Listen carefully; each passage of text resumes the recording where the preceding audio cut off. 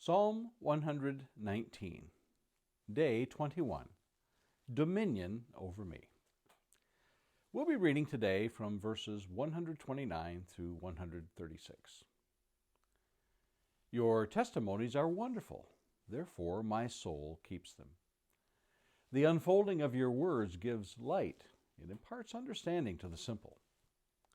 I open my mouth and pant because I long for your commandments. Turn to me and be gracious to me, as in your way with those who love your name. Keep steady my steps according to your promise, and let no iniquity get dominion over me. Redeem me from man's oppression, that I may keep your precepts. Make your face shine upon your servant, and teach me your statutes.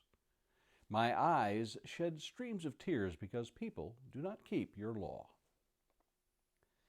Our thoughts today center around verse 133. Keep steady my steps according to your promise. Let no iniquity get dominion over me. If you go back through this psalm and make note of the times the psalmist makes reference to the guidance of his journey he desires from God and his word, you might find things such as verse 3, walking in his ways. Verse 5, his steadfast ways. Verse 9, a young man keeping his ways. Verse 32, running in the way of your commandments. Verse 35, lead me in the path of your commandments. Verse 45, I shall walk in wide places. Verse 59, I turn my feet to your testimonies. You get the idea. He alludes to his life's way symbolically by the pictures of traveling. In Psalm 73, entitled A Psalm of Asaph, he writes, But as for me, my feet had almost stumbled. My steps had nearly slipped. Verse 2 of Psalm 73. He's not speaking of physically stumbling and falling, but that of a spiritual fall. Hannah, the mother of Samuel in the Old Testament, writes in her song, He will guide the feet of his faithful ones, but the wicked shall be cut off in darkness. For not by might shall a man prevail. 1 Samuel chapter 2 and verse 9. It is obvious in our passage today, the psalmist is not concerning himself with the condition of his feet, but that of his soul, and as such has entrusted himself to the Lord for guidance in his life. He is not depending upon his own strength and might to overcome evil, but in the Lord to protect him. The first is the positive, to be led.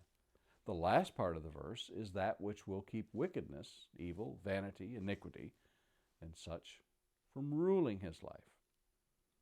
If this is familiar in its passage, consider the verse from the New Testament. And lead us not into temptation, but deliver us from evil. Matthew chapter 6 and verse 13.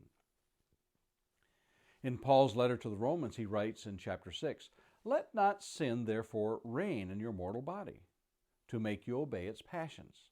Do not present your members to sin as instruments for unrighteousness, but present yourself to God as those who have been brought from death to life, and your members to God as instruments for righteousness.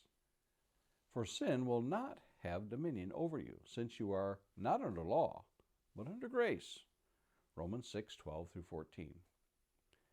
Sin reigning and having dominion in our lives. Which of us was strong enough to overcome sin and lead a sinless life apart from God? If we think we are, it's time we think again. Paul writes to Timothy in what is commonly believed to be his last letter recorded for us. In 2 Timothy chapter 1 and verse 12, he writes, Which is why I suffer as I do. But I'm not ashamed, for I know whom I have believed, and I am convinced that he is able to guard until that day what has been entrusted to me. Paul is not alone in his faith for God to guard what has been entrusted by him. The book of Revelation is filled with the promise of those who have overcome through the Lamb.